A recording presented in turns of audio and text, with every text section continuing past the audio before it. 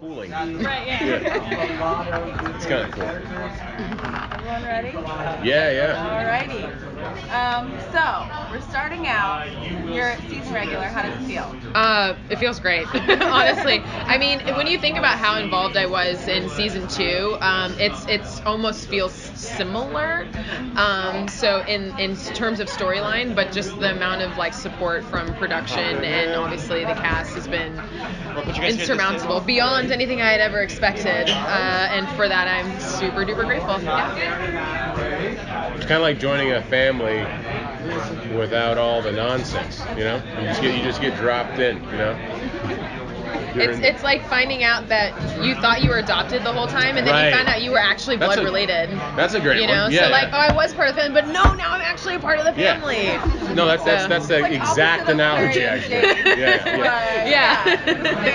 Same way. Yeah, totally. Okay, well, first of all, my name is Linda Armstrong, and I'm with the Amsterdam News. This is my daughter Jasmine, who's here as my photographer. Wonderful. And who has letters for both of you, and she has a poster for the whole cast that she paid. All right. Awesome. And give it to you. Shadowhunters deals with a lot of issues. It deals with homosexuality, racism, betrayal, a person's need to be loved no matter how evil they are, passionate love, lost love, and all these issues are very important in today's society. So why do you think it's important that the show addresses these things? I think it's a good, like the show is like a little microcosm of the way the world is, you know. So is it allegory or analogous? What are analogous is very analogous to real life. Yeah, I think that's how you say it. Yeah. But yeah, it definitely kind of gives each group of people a glimpse into what it's like to be another group of people. You know what I mean? By showing you kind of like how hard it is for a warlock to date a shadowhunter or a werewolf to date a vampire. You know, it's really cool like that, and that's kind of like a testament to the cool writers and showrunners and producers that we have. I feel like with the genre, there's so much opportunity to say something, and to say a lot of things without saying something specifically. And then what's even more wonderful is that you could branch out and talk about mundane stuff, like when Maia talks about, like, you know, when we had our flashback and he talks about Maia having issues trusting policemen in the past. So like, you know, that's like a recurring theme with her character. And so that's like, we're hinting at stuff, but then we also talk about, you know, dynamics between the werewolves and vampires. And when we're talking about that, but we're also painting a reflection of our own society and how people sometimes cannot, they don't see the big picture on how maybe I don't want to how small-minded they are. Yeah, no, I know exactly what you're saying. It reminds me of like West Side Story in a way, of how you had the two, you know, warring factions, but like if you really just break it down, it's just two people, you know what I mean? Like, and if they love each other, they love each other, you know what I mean? And that's the heart of it, and nobody else should really matter. Are we going to explore the relationship between the two of you more this season, since this beta? I think so. I'm pretty sure it's gonna. Well, like so far, and this is the cool thing. Like we only know up to what we have right now.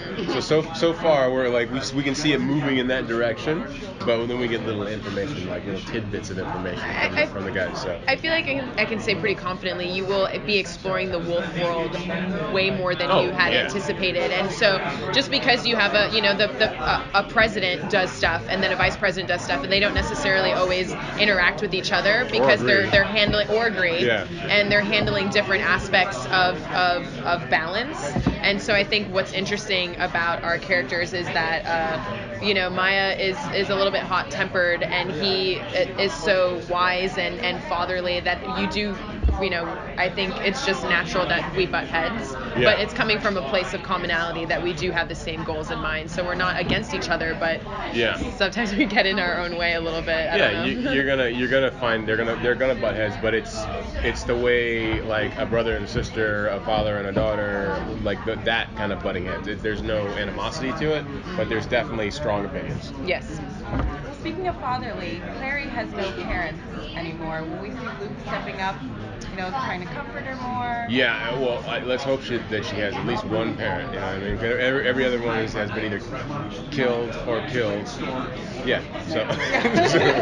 You're what's so left. Yeah. I'm the only thing. Yeah, but I think that I think Luke understands that she needs to kind of he needs to take a step back and let her do her own thing. Like instead of trying to be in there and work it out, he's gonna let her do her thing. But then you want to hear a little bit of I need your help also. It's like being a parent. Yeah. Did you guys get to actually contribute to the show's storyline? If you have an idea about something. I think ideas can be heard. Yeah. Whether or not what direction they take it is.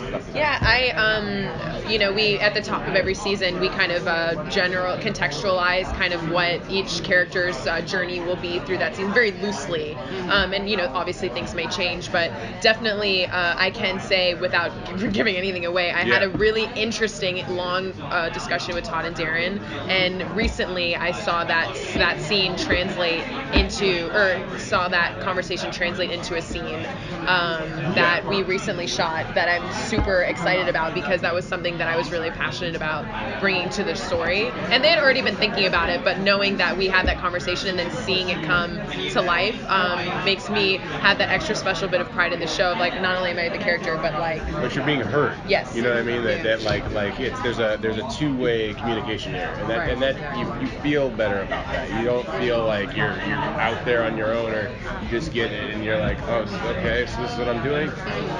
Like I didn't. Well, what about this though? Like you're always being heard, and like literally everything's heard, and everything is kind of like thrown in. It may not be to the degree that you want it because you may see it in a different way, but it definitely is going to be touched upon.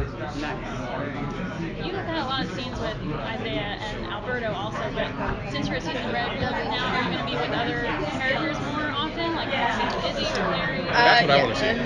Or even Alex, maybe? I will say, so it's still, you can't forget her opinions about other parts of the shadow world. So knowing that moving forward, the last time she was at the Institute, she was in handcuffs, so like she's not super excited about Shadowhunters, and like obviously maybe Jay softened her up. Is that like weird to say? Sure. But I will think that as sometimes you feel like the show moves super fast. I do think they're taking their time and slowly bridging those relationships. So you will see Maia interact with other people, but I think the core of her concerns are just her territorial nature, and so you will continue to see a lot of Luke and Simon's stuff just because she keeps it close. Yeah. She doesn't like meeting new people, so it's like I would love to see Maia and Izzy, that conversation. You know what I mean? You did. Well, no, I'm saying like as a not having a man between them. Yes. Yeah. Like a normal, a real, like non-conversation, like just like these two women like get together and they have a conversation. Yeah. I look forward to that too. Yeah. Okay. We're gonna hop on to the next one. Thank you so much. Your questions are wonderful. Thank you very much. Thank you. What's that? There's like a.